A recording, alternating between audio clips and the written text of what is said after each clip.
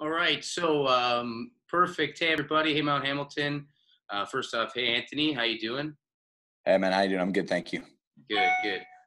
Really appreciate you taking the time to come out. It's pretty awesome. We're with Mount Hamilton Youth Soccer Club. I'm club head coach Adam Bond. So I really appreciate you coming out, taking the time, especially over this time, to have the players hear something from you. And so how you doing today, man? It's great. It's my pleasure, Adam. Just trying to keep busy, and obviously, I'm more than happy to speak to you, and hopefully get through to some of the kids as well. So yeah. So first off, I'm going to start off. Congratulations on last year. Appreciate it. I make sure that when we have training, I try and make sure that we don't have any trainings and game days, so we can have all our players come. That's tight. I am in the supporter section myself. That's how we all love watching football, and it's amazing that we have the CPL here. So congratulations for being forever first. And how does that feel? Thanks, man. And it's good. Obviously, something I touch on when people ask me that kind of question is just like, there's a lot of players who have played at like high levels for a long time and have never won a championship. It's not something that everybody gets to experience. So obviously it happening in my first season as a pro is incredibly special. You know what? I have to say, some people would say lucky. I'll say you guys really put that work in and you guys got it done. But it's good that you had a good squad that could get through with that. I have to ask 100%, because I know it's a dream for many of us and many of us watching now. Can you describe that feeling of scoring your first ever CPL professional goal? Yeah, definitely. So when I started that game, I had wanted obviously to play like a huge part in the inaugural match, and I didn't make it off the bench. And then I actually hurt myself warming up and missed the Halifax game, so the next one. And I remember they asked me beforehand if I was ready to go for the third game. And I was like a little iffy about it, and I was like, yeah, I could probably do a little bit more than 45, something like that. And I turned up to the locker room. My name was like on the team sheet. And I was like, oh, I guess we're doing this then, yeah. And so obviously, like, I was obviously a bit nervous, but and then the first like few minutes just kind of like flew by. And, I think I had a couple, like one touch or two touches that were like a little bit missed touches, just out of the nerves. And I think the third time I touched the ball was the time I scored. It was like 4 or 5 minutes into the game. And I guess the best way to put it is just a bit of a relief, because obviously scoring a first goal for any club is important, but scoring your first professional goal was nice and easy to get it out of the way. So like for me, it was a bit business as usual, because like once I scored, it was like, all right, we're good now. But for my mom, like I remember my mom was saying, she was in the stands, she burst into tears apparently, because she was just like she was thinking like how much a relief it must be to me, for sure, right? So she was like, she didn't want me to have to carry like the weight of like having to wait for that goal to come, and like having it come so early, definitely like it made my life easier as a whole, like with the season going forward. Would you say it's hard to describe that emotion? Like there's just so much going on. You're kind of like, yeah, like what kind I was just amped. Yeah, that's it. You just amped and meet you in the corner flag, right? Exactly. That's it. I actually remember I had no celebration planned. I had nothing. And like, I just took off, and like in hindsight, like, the corner I went to, like I probably should have gone to the other corner where the Park Street Battalion was. And I went to the corner that was like, it wasn't empty by any means, but it was like half filled, Yeah. So the moment just kind of like carried me away, That sounds actually really cool. I think, especially for the players watching now, just having themselves putting themselves sort of in that position and just like envisioning that and visualizing that, it's something that's tangible for them now, having seen someone that's, you're from Pickering, right? So yeah, around the corner. So your hometown's Pickering. Well, what's your first soccer memory, and how old were you? Man, I was probably 4 or 5 years old. I remember I had played one season outdoor and one season indoor. I don't think it was. I don't even think we had Timbits then. I think it was even before then. Yeah, I don't remember Timbits when I was younger, but they've come along. It was, well. but we'll just say shout out Tim Hortons anyways, Sure. Yeah, no, my first seasons at like 4 and 5, I was like not any good at football. I was really good at like finding rocks and stuffing them in my shin pads and saving them for later. And pretending I was like finding new gems and stuff. I don't know. I didn't care. I honestly could not be bothered with the ball. It would just kick by me. It would go by me. And I remember being an indoor, like just not even playing. I wasn't even playing. I was just running around pretending I was like a Digimon or something like that. Like I was completely uninterested. I don't think the kids will even know Digimon now. That's a huge throwback. That is a huge throwback. So you were really young when you started playing, obviously, and I mean, Yeah. look where it got you now. So what was the first club that you ever started playing for? So I played my house league in Pickering, and then I also joined the Pickering. I guess because back in the day you had like house league and you had rep teams, right? And they were just divided into the A team and the B team. And I remember I was like pretty good on the schoolyard, but I never played like any actual football. And I missed the tryouts for the A team, so the B team was there, and I went and played for them for like 2 or 3 years, and I spent most of the time in net, most of the time some of it out.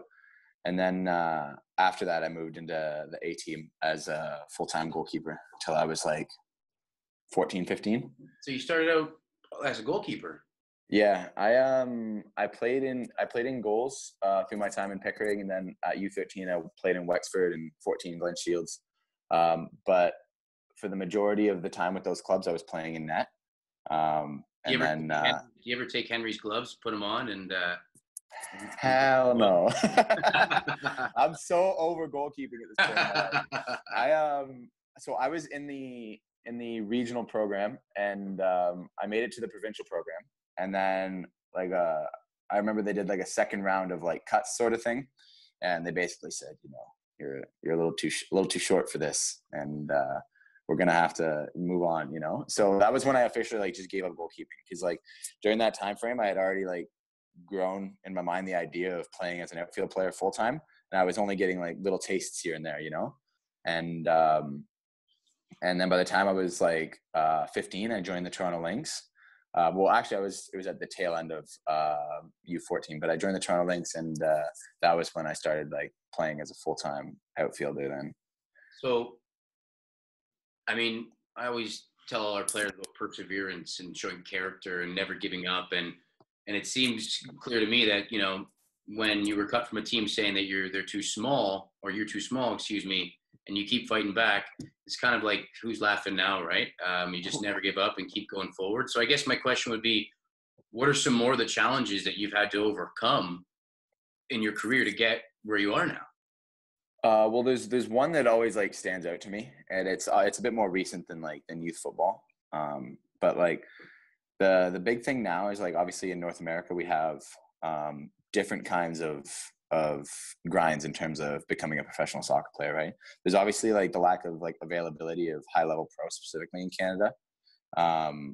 But in general, like we come from like a very good place, and for a lot of us, we're very, very well off, very privileged, and we're living in a beautiful country, right? But for many people growing up in football, that's not the case. And their hardships are a bit different than ours. And one of the biggest ones that I find coming across like Canadians is players who have always wanted to be football players, and they give up because, they graduate college or whatever it is, and they start like working a job, and it's like probably like a 9 to 5 or something like that. They get a little money, and it's like all of a sudden football starts to take a back seat just because, other people are moving out of their parents' houses. People are starting to move on with their lives. Maybe they bought their first car or whatever. And like, I feel like that's a temptation that like a lot of players like give into. And obviously for me, like I've worked a lot of jobs since I finished high school, since I finished college, pardon me. I've actually worked 8 between the time of like 2016 and now. And last year when I signed for Forge, I was actually working part-time at TD. So like I worked a bunch of like jobs that were part-time and stuff that I could have turned into a career and, moved out of my parents' house, bought stuff like, maybe a nice watch, nice cars, like gone out more, like all that kind of thing. And it was hard to like watch all my friends like start to progress with their lives, obviously. Right. And obviously football it wasn't right there yet. And I knew I wanted it to be, but it wasn't right there. And it was like, man, is this going to happen? Is this going to come? Like, how long am I supposed to keep working these part-time jobs to accommodate playing football? And obviously a lot of players have that sort of struggle too. And I think you're a clear reason as to, You're a regular Pickering guy. He's working hard, and now you're a professional, right? Yeah, it's like it really just goes to show that, especially now with the CPL in Canada, that there's more of a path for players, and it's like, don't give up just because those things kind of start to come to fruition. Even for the younger players who are like in high school and stuff, like their friends start to grow up more, like people start drinking and doing other things, and it's like it's very easy to fall into those patterns instead of like keeping your eye on the goal, because those things at the time like seem more fun and you get to hang out with your friends as opposed to going to training like 4 or 5 times a week during the winter when other kids are like just doing what they want, and it's just, I think that's like an important thing for players in North America, because like I said before, we are very privileged, but a lot with that privilege also comes other opportunities. And for me personally, like I've worked like a proper job in downtown Toronto where I was making like very, very decent, like livable money, and I was thinking like, oh, like, this would be all right. But at the end of the day, like I just couldn't stick with it. I quit after like 2 or 3 months and started working lawn care again this summer so I could train, because I was working 7:30 to 7:30. You're a footballer. You wake up, the football's on your mind. Like That's it. All you can like, do, man. Like what for me, it's always been what else is there to do? And the answer to that question has always been nothing. There's not. I know that if I'm not doing soccer, like I'm not going to be as happy as I possibly could be. And when it comes to like life in general, like I feel like if you're not working a job that you're excited to do in the morning, like for a lot of people, like they're wasting their time a little bit, like I don't know. I've never grown up thinking like I was going to be like a recruiter downtown. Like, you know what I mean? Like I had the job, but it was like, this isn't what I want to do. Mm-hmm. So I can respect that. Yeah. For me, it's always been football. And I know for a lot of kids, it's always been football. And it's just like, just because it's not there right away, I have to encourage people to not give up. Like I remember my dad provided me like a small article about this guy who was playing in the USL. He made his like debut at like 26, but then by 28 he was like a starting goalkeeper in the MLS. I can't remember his name for the life of me, but like he hadn't signed a pro deal until 26, and it's like, well, now he's playing in the MLS, so it's like obviously it panned out, obviously like it was worth waiting for. That's right. And I just feel like it's like super important to not give in to early temptations, regardless of whether it's high school or post collegiate stuff. It's like football is worth it, man. I think football is absolutely worth it. I think that's a good message to send out, especially now with everything going on, that we have to make sure that we're staying connected. You mentioned something about North America and players in North America, and how we live in a great place, and I couldn't agree with you more. And having said that, a lot of talent comes out of our country. We have a lot of talent in our academy program for sure at Mount Hamilton, and we have a lot of talent at our competitive programs for sure. But now I want you to name top 3 players that you either played with or played against. Played against. I'm trying to think about it. You don't have to be in specific order, because sometimes it can be tough. So top 3. Top 3 players I've played with or against. With or against. They played against. As a defender. Okay, so to provide some context, before I was playing the 9 regularly, I used to be a winger. And the toughest defender personally that I've come up against is York Nine's Maury Donor. I'm sure you're familiar. Yeah. He was in the team of the year last year. The guy's an animal. He's a physical animal. And I remember like going past him once, and when we were playing in League One together still at the time, and then I thought like I was gone. Just took my foot off the brake. All he usually this guy's breathing down your neck. He is in incredible shape, and he works very hard defensively, and he also gets up and down the flanks very well. And I just remember in that moment, like I'm a pretty strong guy, and like pushing someone off like is not always something I have to think about. But I'll always remember like having to like think harder about like getting past or like pushing Maury away, because he's like deceivingly strong. I remember seeing his Instagram story like a few weeks ago. I think he ran an 8K in like 28 minutes or something like that, which is like a 16-kilometer-an-hour pace. And it's just like, oh my God, bruh, this guy's an animal.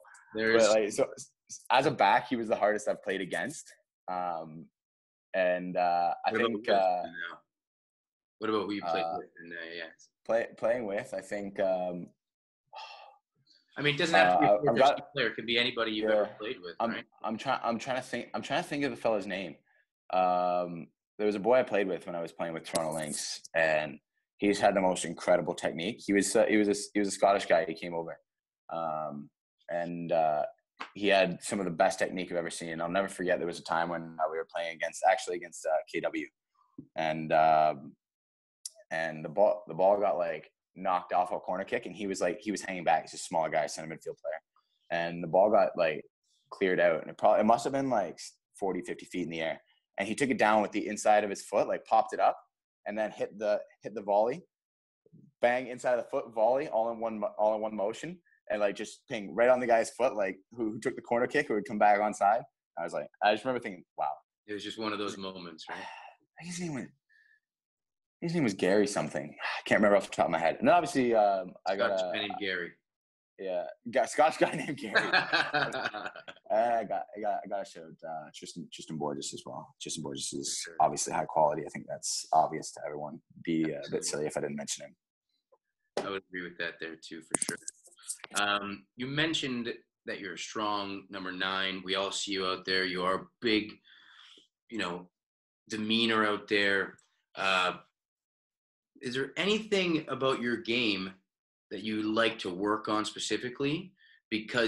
Or is there anything about your game that you like to work on specifically outside of strength? Definitely. There's something that like I touch on like quite a bit when I'm like speaking to like younger players or coaches or whatever. And there's always something about a player that makes them valuable to a team, right? Whether it's like, it might not be something to say if you were to categorize it like as assists or goals. It's like certain attributes, And I know for me, like I make myself valuable through my strength, because I know that if our team's in trouble, they can always kick the ball up and they can rely on me to hold the ball up, get them out of a scenario. And obviously that works well with Forge in terms of the fact that, we keep a lot of possession. And when the ball comes into my feet, it's in the final third. I need to be productive in my layoffs and in my hold up play and bring other players in, right? But so I know that that's what makes me valuable. And now while I try to work on that and always improve that and always make that my main threat, like for some players, their height might be something that they use to make themselves the main threat, or somebody like Borges, it's his low center of gravity, the way he's able to keep the ball and be agile and, go past people. But for me, like one of the things that I always try to work on is my ability to check my shoulder and turn in space. Having played the wing my whole life and also having played as a 9, I'm very comfortable with what's behind me typically, Yeah. So I'm having not played in center midfield the same way as other players, like looking over the shoulder and turning on the correct foot or turning and running. It's not as first nature as it is for other people. So I feel like at least this year, that's something that I would prefer to like bring into my game a bit more, something that I can offer the team in more of a false 9 sense as well, as not just a target man, right? So that's the thing that like I like try to work on this off season and try to be more productive with. I like the point that you said about checking your shoulder. I try to relay to our players day in, day out, the necessity of checking shoulders and being aware of what's going on around you. And it's not the easiest thing that even at the top level to have players constantly checking. It gets harder, man. It gets harder. Speed is there. You can't always, but that's why you always got to be thinking one step ahead. But thank you for pointing that out. So boys and girls listening right now, professional players still work on checking shoulders. It's not something that just comes. You got to work at it and work at it and work at it. And that's the thing for me. It's like it checking my shoulder and having that ingrained as a player, just because positionally it's a requirement. It has come like later in my career for me. So like it's not as second nature. So you watch someone like Bex when he receives the ball in the field, he knows where everybody is around him. You never see Bex turn into anyone. You know what I'm saying? That's right. So it's like for some players, like that's just pure repetition. That's just pure being in uncomfortable scenarios on the pitch and just knowing where to play out of them at all times. And that's a good life lesson in general. Is just being comfortable, being uncomfortable. And it's like you said that too, because sometimes when you're learning the new technique as a young player, it feels a little uncomfortable because you're not necessarily as comfortable, creating that angle to strike the ball with your laces or whatever it is. So just having that repetition in and constantly, that brings me into my next question kind of thing is repetition is similar to routine.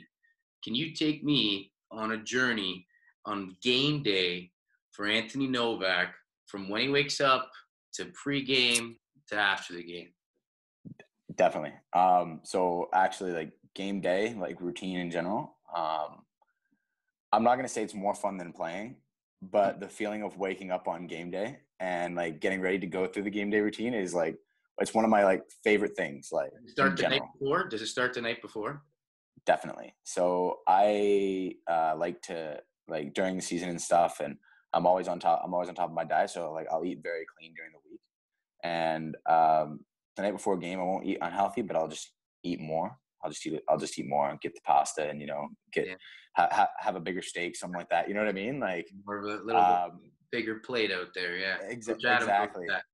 I know people say things like carb loading and stuff, and like I wouldn't go as far as to speak about the science of it, but somebody just said something like that once, and it's just what I've always done now, and it's like, so on game day, so typically most days I actually fast for the majority of the day, even like through training in the morning and stuff. I won't eat until like we have our first team meal as a club, but on game day, like I'll wake up and I'll have like a nice, like something a bit more like sugary, something a bit more free. Like I'll have like some pancakes or a waffle or something like that. And then I'll have like my regular like omelet or oatmeal or something like that. And I'll obviously got to get coffee. Coffee comes first, You need the coffee. Every day in quarantine, I have nowhere to be, and I still drink my coffee. Drink your coffee. Yeah, you're not the only one. I may or may not have one off the screen here. Yeah, it's step one every single day. So I always get the coffee going and then start cooking breakfast. And like just that part of the day, like the cooking and preparing the food and stuff, I enjoy that. Yeah. And then so like I'll give myself like probably like 2.5 hours to get ready. Not that like I need all of it, just that I'm comfortable, especially like last year for a part of the season I wasn't living in Hamilton. I was commuting to Hamilton. So I want to give myself like plenty of time to get there as well, right? I always feel like it's like really nice to show up to the field early and then know you don't have to be in the locker room for like another 10, 20 minutes. Like go grab a coffee or something, like a small bagel or something like that. And there comes the coffee again, right? I have my second one. I always have my second one of the day at the Tim Hortons on Barton. Just at the Tim Hortons. Yeah, at the video board end there. And I'll always go in and get something there. And then it's just you go through the routine of the game day operations with your teammates and the coaching staff, right?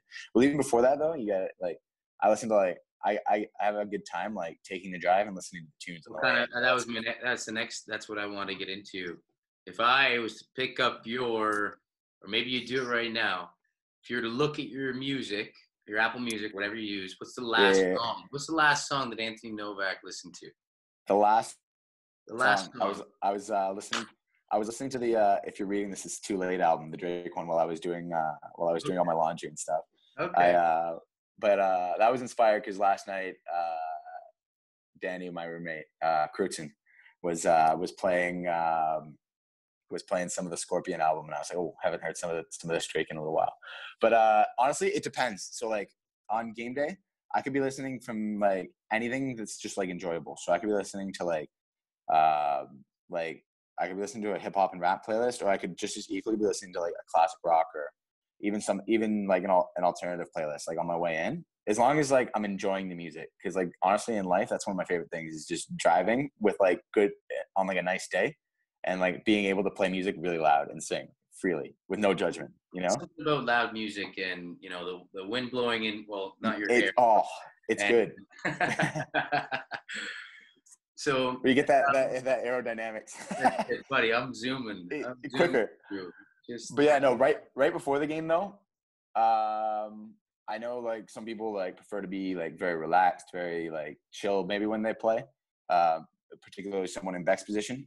Someone who plays in center midfield as a 6 where they have a lot of like responsibility on the ball. Maybe it's better for them to be like more tranquilo, Whereas like with me, I know that I'm going into a battle with 2 massive center backs. So I'll just get myself hyped. I have like a playlist that's combined of like Shaba, Biggie, Disturbed, Rage Against the Machine, and it's just like a combination of like heavier rap and heavier rock, and it's like I'll play that right before I go You'll out. have to send me that playlist then, and I'll That's make sure a I good play one. it for all of our players before the games. I don't know if it's family friendly. Hey, mom and dad are gonna be like, "What have you got my boys and girls listening to?" Yeah, we all have the things that make us tick, and it's good to hear the things that make you tick. I guess we'll sort of wrap things up a little bit here now. Sure. Just a fun question: Who has the most banter or the biggest joker in the change room out of the players? Easy. Edgar, definitely. Yeah. Best banter. Definitely. Yeah, he's funny. He's funny. Good stuff. I can comfortably say that. You can comfortably say that. Yeah, you're allowed to now. So yeah, he's a funny guy, man. Just to wrap it up, we have our academy 8 to 12 players, like I was saying, but we also have our U13 and up competitive players. Do you have any advice for these young players, young Canadian players that aspire to play in the CPL one day? Just honestly, it's just about getting into the good habits early, right? So when I was 13 and when I turned 14, I was grade 9. I knew like my path to pro was probably through playing soccer at a university in the States at the time.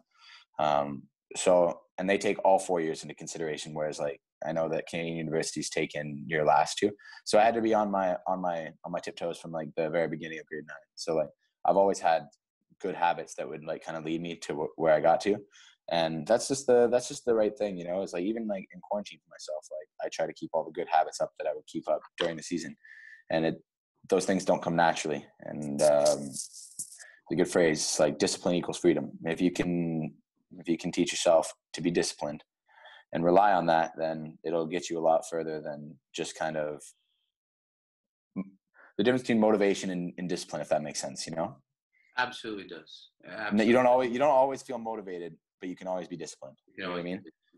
So it's like you gotta just keep the right habits, and when it goes from training to being at home to the way you approach your schoolwork to the way you approach your jobs. You know what I mean? Like even when you're working a part-time job that you don't necessarily care about, like I always just tried to be the best at it. I don't know. I would always that's just the way it works, you know? So it's just about forming good habits and keeping to them, from checking your shoulders and turning on the correct foot to, you know, working hard when you're at home and no one's watching, you know, so. And then last thing, doesn't have to be soccer related, but sure. What's important to you? Loving what you do. That's the most important thing. And that's why football is important to me. I would never slate anyone for working a job that I don't think that I would like, but all I know is that I've never thought that I would be happy counting someone else's money or recruiting jobs for other people, or I don't know. Honestly, any job that you can think of where like a company profits. Like I've never just wanted to work for someone. I've never wanted to be a part of that 9 to 5 or that regular monotonous grind that I feel like a lot of people find themselves in after, you know, they see a little bit of money. And that's the one thing that's important to me, is just being happy. And I know that last year when I was living at home in Pickering and commuting to Hamilton because we had training at 8:30 in the morning, I had to be there for, 7:30. I would wake up at 5:30. But you know what? Every day, like when I woke up at 5:30, it felt like I was going on vacation, waking up early. Not like I was waking up early to go work at Target. Those days when like I would dread it or choose to go back to sleep and call in or any of those kinds of things, you know. There's nothing hard about it. It just comes easy. And if your work is like that, then because that's where you spend the majority of your time. If we're all honest, you know, the majority of our time is spent at work, which, you know, some people would agree with or disagree with based on the way our culture's set up. But that's the reality that we live in. So if you're going to spend all that time somewhere, I hope that I'm putting 40 plus hours towards something that I care about and something that gets me out of bed in the morning, you know, not something that gets someone else out of bed, you know. Good. I can agree with you for that. Working in soccer for sure is a blessing to be in this sport. Unfortunately, over this this whole sort of break from soccer due to the pandemic, but I really, really appreciate you doing this. So thank you very much.